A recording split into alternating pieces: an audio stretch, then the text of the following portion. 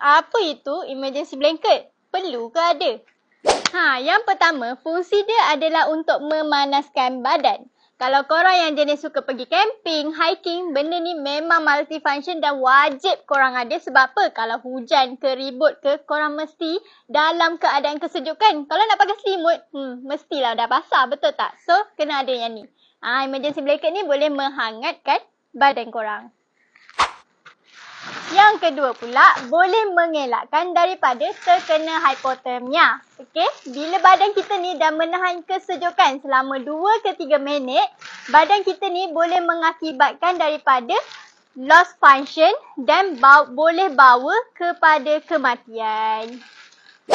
Okey, yang ketiga pula, dia ada signal reflektif. Korang tengok permukaan silver ni, dia punya function adalah memantulkan cahaya matahari untuk bagi signal kepada orang jauh. Sebab kalau dekat hutan, kita nak menjerit sekalipun, confirm tak dengar nak minta bantuan, betul tak? So, kena ada benda ni, barulah boleh minta bantuan.